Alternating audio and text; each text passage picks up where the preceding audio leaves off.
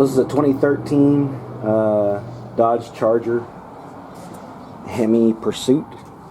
It's the rear-wheel drive, not the all-wheel drive, and it's ex-police Pursuit Interceptor. Pretty nice car. A little dirty, but everyone's car is dirty right now. So what we need to do is, it has a bad wheel bearing on the passenger side in the front, and it has bad brakes. They took it somewhere and it got a, I would say, a poor brake job. That's just in my opinion. They were supposed to change the rotors or shave them down or whatever, and they didn't do it. Looked like to me they just changed the pads. Well, we know what happens when you have bumpy rotors and new brake pads. Eventually they just wear into that spot. They started to get a wiggle on brake. It started to you know, shake upon braking. So we got a bad rotor in there somewhere. Not to mention there's also a bad wheel bearing. So there's a little bit of each to blame there. So, but I'm gonna get it changed and I'll show you the process along the way. Alright, before we get started, there's one thing I wanted to point out.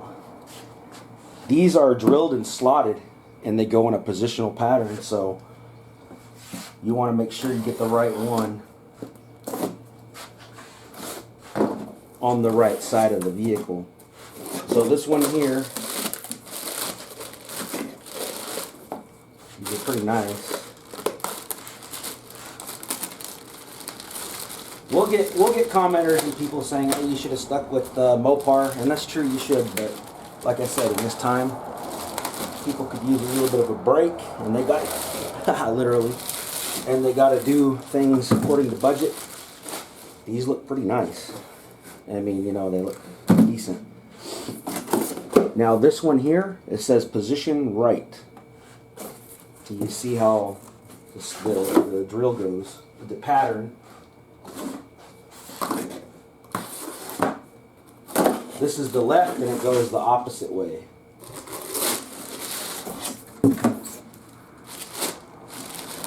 So make sure you get them on right.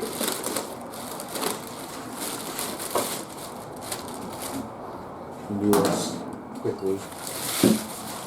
So you see the difference? Let me pick up the camera. Actually, I have to take it off the tripod here, guys.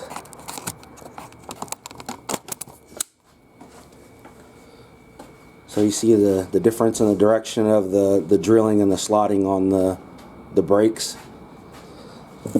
This is the right side, and this here is the left side. So I got them sitting which way they're going to go. I'm working on the right because I'm going to change the wheel bearing first, so this right one's going to go on first. And you can read the reviews on this brand. I was able to find some reviews at Mansa brake rotors. It also comes with the grease and performance brake pads. These are strictly for the Pursuit, and this make, model, it being a HEMI and rear wheel drive, there's a difference for all wheel drive between V6 and V8, and of course we all know that. So again, I'm going to start on the right hand side first, so that's what we're going to watch. Alright, so let's get started again. Alright guys, there's not a whole lot of traffic, but it's still loud. So first thing you want to do, obviously you want to get the caliper off. I got a caliper hanging back here. You guys might not be able to see it, but here's one of the main problems. Cheap brake pads, like, I don't even know, some brake place, whatever house brake they use, whatever brake brand, those things are shot. You can see in here, well, you guys can't see it, I can probably zoom in here in a second, but this thing's toast. It's got these fine ridges in between the slotted, or the slotted areas, which really aren't completely slotted. It's just the grooves cut in there to kind of help cool the brake and pads and whatnot, but you can feel it. There's ridges in there where they didn't break it in properly. You probably didn't even add rotors like they were supposed to. What they did is they used the old rotors and didn't even care to shave them down. So they just put new brake pads on it, is what my experience tells me, and the same problem was there, and now they got to wiggle, because you have in every little area behind the slotted grooves in there is a surface that's not even, it's not flat. You can even see it. So let me zoom in on it, and now I'm going to point it out. You can see that right there, and it's lifted, it's raised. You got one there, one there, one there, one there, one there, 5 different spots. So when that's rotating and you go to brake on it, this thing just wants to wiggle, feels like it's wiggling. So it's not good. So we're gonna fix that.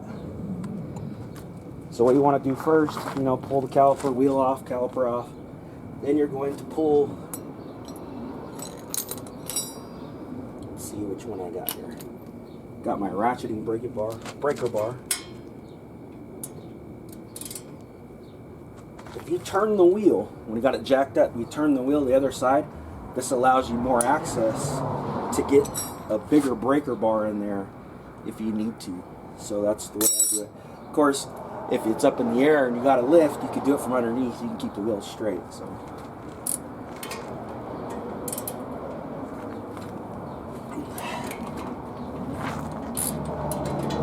we'll take this off. Pretty tight. Now I'm going to change from this big heavy ratcheting breaker to regular ratchet.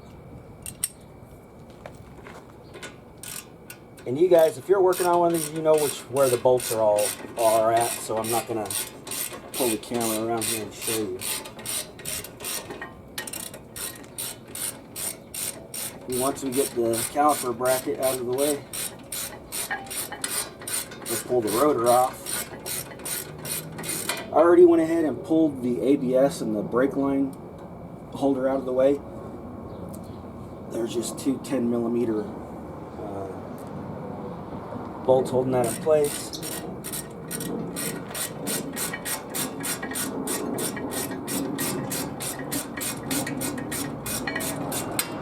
This thing out of the way.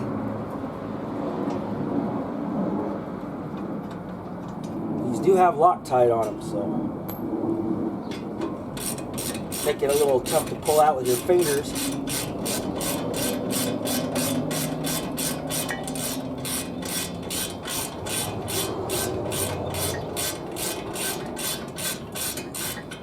And on the back,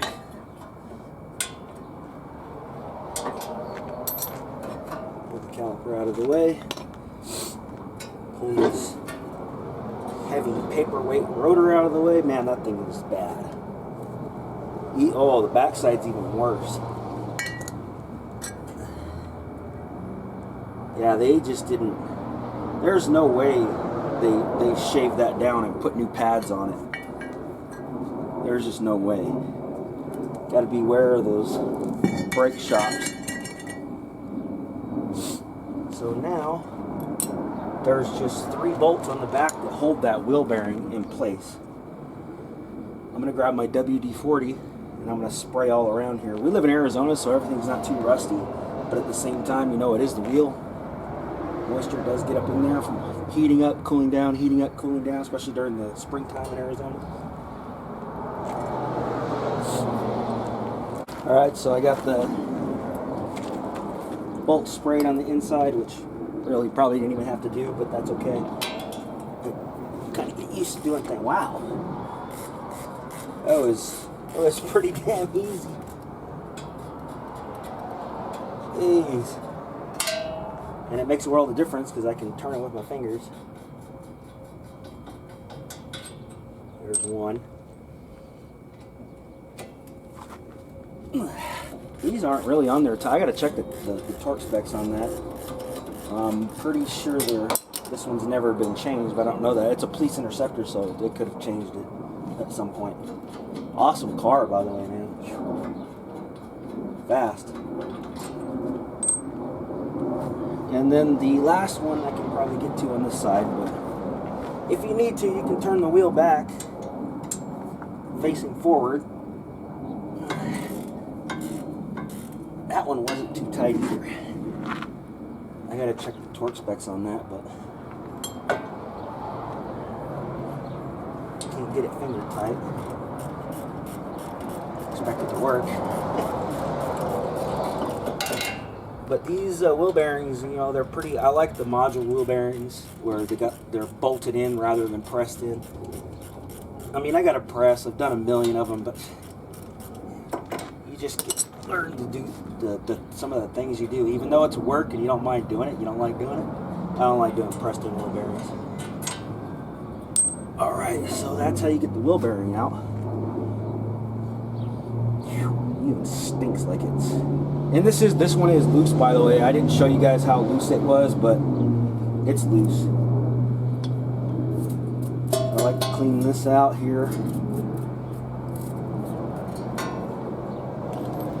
So we're going to take the new one and we're going to put it in the reverse manner, and I'm going to go ahead and do that.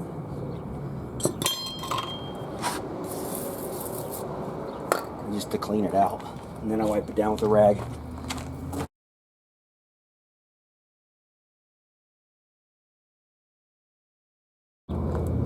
Alright, so I got my rag. I'm going to wipe it out. No, you don't have to do this. It's just personal preference.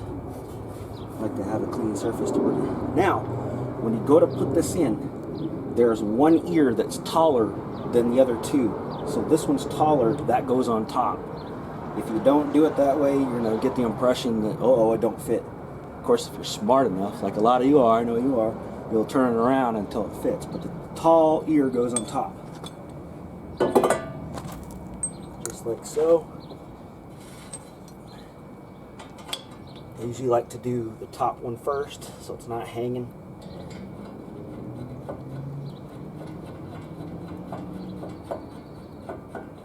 Just finger tight, so you can still manipulate it if you need to. You shouldn't have to, but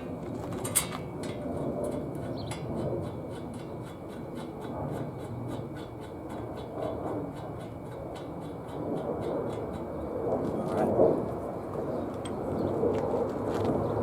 Me, I like to leave the wheel turned like this because I can get to everything with the tools and with my hands. So. And I can get my torque wrench in there when I go to torque everything up. Alright, so we're going to get it a little bit tight. And then I'm going to go check the torque specs. I had to let my phone charge up a little bit to check it. I know some guys will, just get it hand tight and you'll be fine. You know what? Okay. But I like to do things the right way. Alright, so now I'm going to check the torque specs. I'll be right back. Alright guys, so the torque specs is 50 foot-pounds on each of those bolts. So that's what we're going to do. Preset the torque wrench here to 50.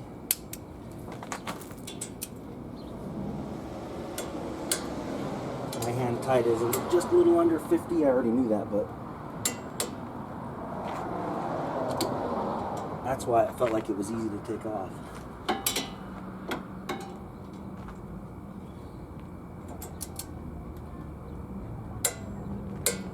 Go a little past that.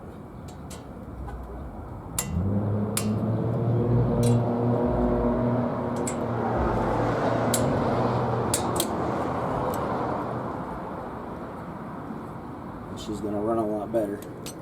So I'm going to put the new rotor on, and I like to put one lug nut on it on the bottom and put the rotor on so that I can get the caliper and the brake pads and the caliper bracket, caliper and brake pads on. So I'll go ahead and do that.